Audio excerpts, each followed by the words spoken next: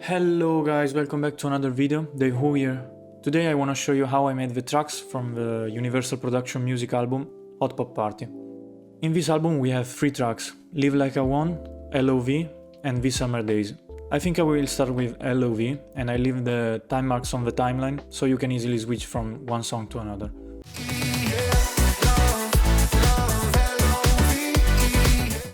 This project is not that big, we have 52 tracks, but it's nothing crazy. So I want to start with the drums. The full drums sound like this.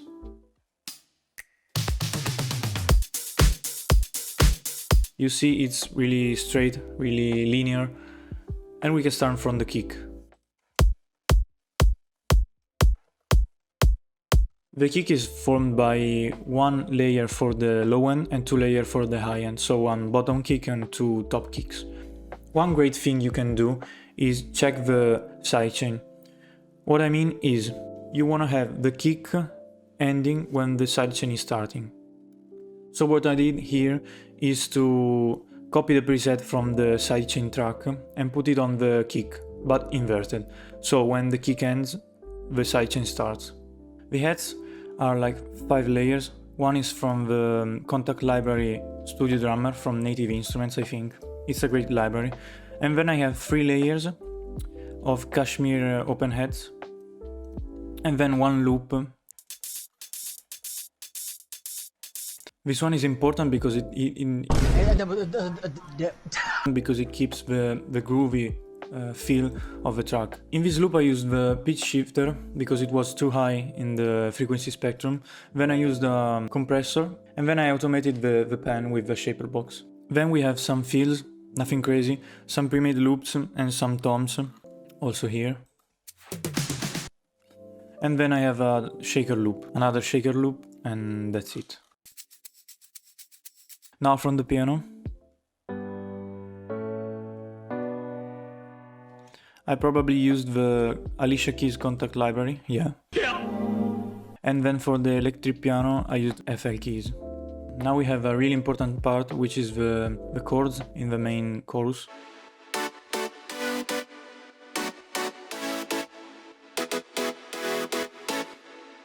We have 5 layers for this. This one is a simple preset I made. Then we have the AU5 preset. To give some space, then a piano in Serum, then a white noise, and some real piano. For the reverb I used the Valhalla Vintage Verb, some Rome, and then Pro C2 to compress them. I will probably recommend you a video here, but the main trick is here. When the chords are playing, the reverb volume is down, and when they're not playing, the reverb comes up. You see, this is the balance from the reverb, and these are the chords. So this is a really good way to clean the reverb, okay?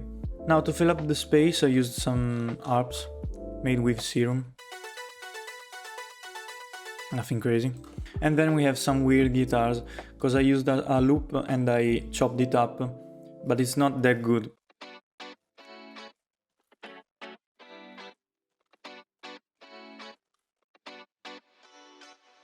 Now the bass in the chorus is really powerful and rhythmic.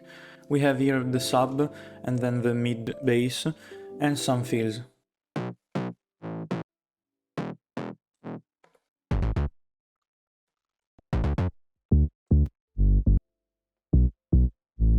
Then we have some atmosphere and some effects.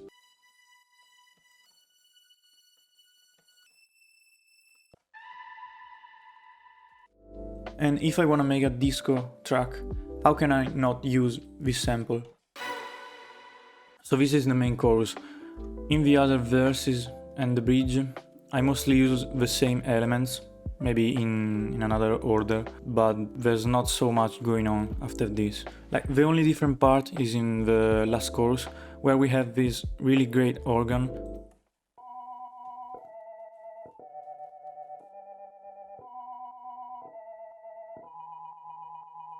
recorded by my friend Matt, which is also the other producer on these tracks.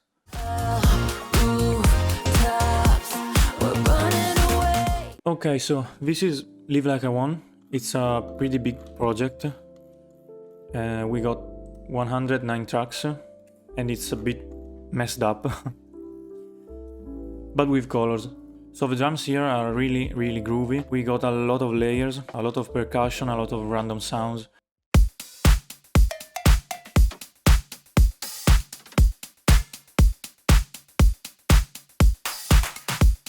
We can start from the kick. So this time the kick is really punchy, still made of 2 kicks.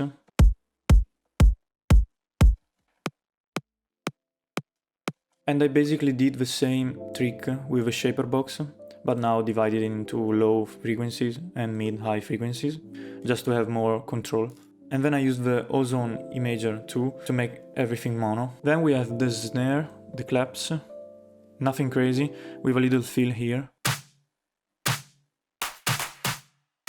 For the hi-hats we have 2 layers, one from the actual other project.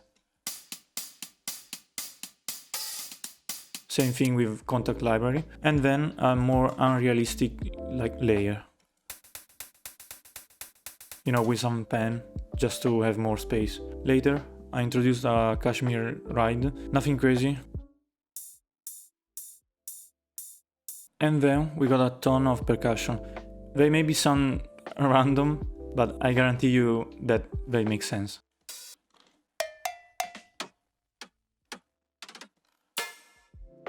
Now we got the bass, and it's really fat, really distorted.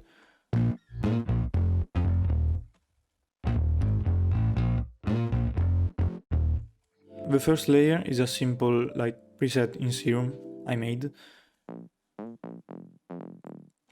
The second one, and the third one. But then the most important one is the one from Rickenbacker library in Kontakt.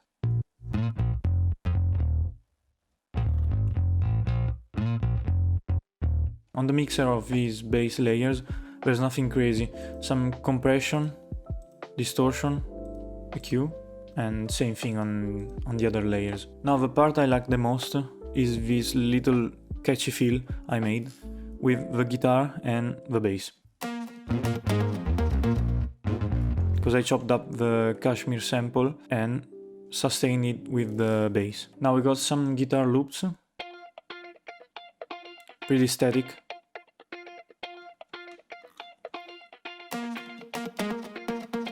And now we got the great part of the track, which are the chords.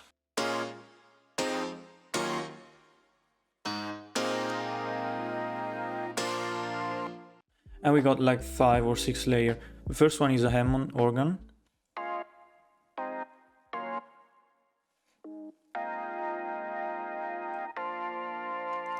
Then a pretty basic Serum preset. A Korg M1 piano, like a dance piano, since this is a dance pop song. Then a more body piano. And then the same AU5 preset I showed you in the first part of the video.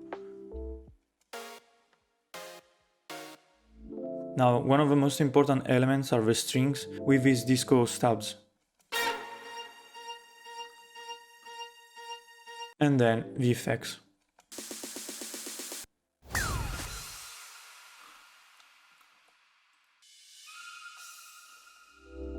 One tip for you that I have used on this track is parallel compression for drums. This is without the parallel compression.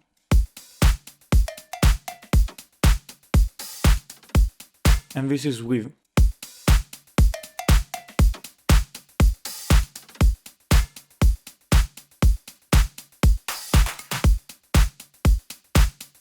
It's a bit subtle, but I think it's really important because it makes everything punchy and groovy. So what I use for this parallel compression or distortion is a clipper with some drive, a glue compressor with a lot of compression, a bit of saturation, a camel crusher, but with a low mix.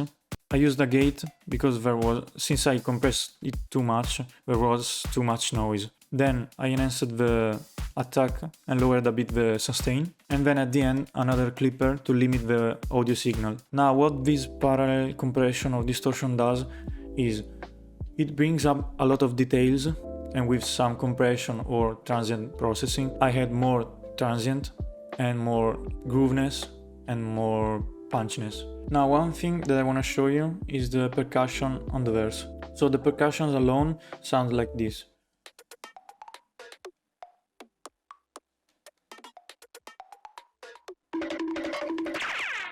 But in the whole track they're really important.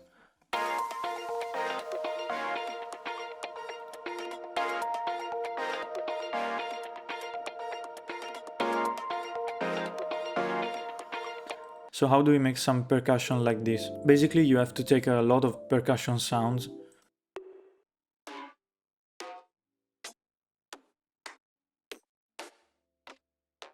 and place them like randomly in the pattern until you like it. And this is what I learned from like Usher, Postman, Gray kind of music.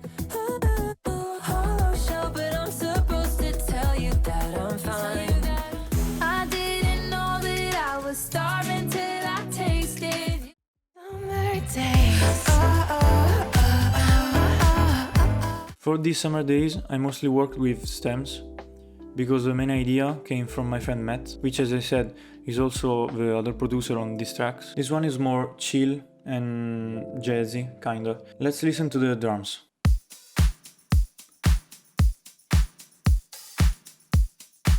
Since, as I said, I mostly work with stems, I maybe can show you something on the mixing side. The kick is less punchy than the other tracks, but what I did is basically the same things. So EQ, and then EQ, and some compression. I did the same thing as I did on the other tracks with Shaperbox, but now with different shapes and free bands. For the claps and snares, on the mixer there's nothing, like an EQ, but nothing weird, because they're mostly recycled from the other Hot Pot Party tracks, so they already sounded good. Same for the heads, and the same is for these percussions. This is the bass in the chorus.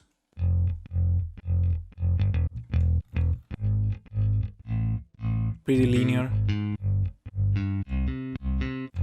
And it's a Rickenbacker library. And on the mixer channel there's nothing, because I wanted to sound more natural as possible. The chords sound like this.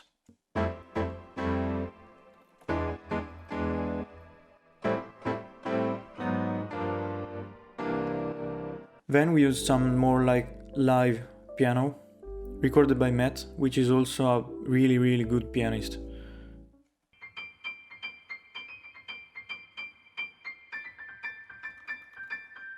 And for the outro,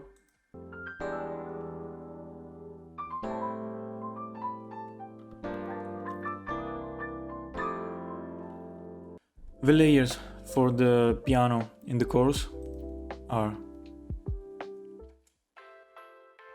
a really high electric piano with a lot of compression and some soothe. Then there's a more like percussive Rode,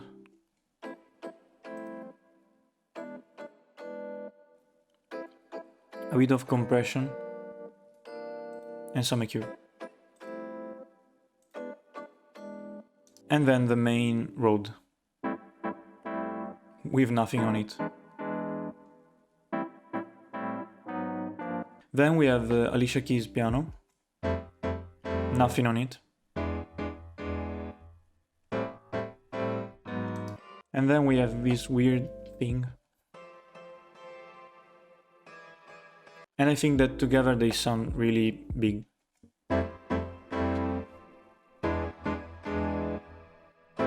And really natural as well.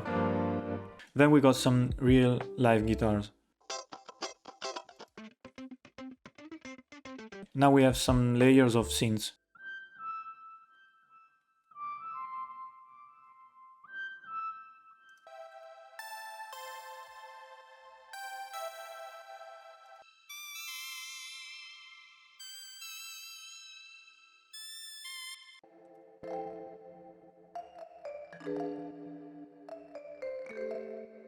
For the mixing side, what I did different from the other tracks is the sidechain. As you can see here, I have two channels, one for the sidechain for the bass and one which is the sidechain for the other instruments. Why? Because I wanted to sound as natural as possible, but still I had to do the sidechain on the bass and on some other instruments because of clashing frequencies. So on the bass I have a more heavy sidechain.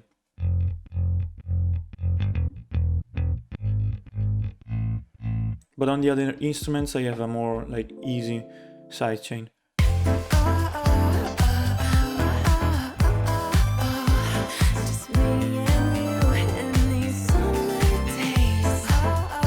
So I think it's okay to separate the bass from the other instruments and do different sidechain. So I think that's everything I wanted to say on this project. This one is more easy on the mixing side because the samples in general were really good at the starting, so I didn't have to do crazy mixes.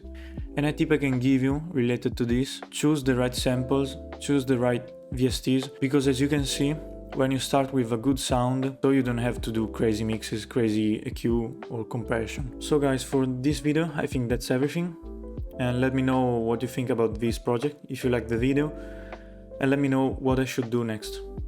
Bye.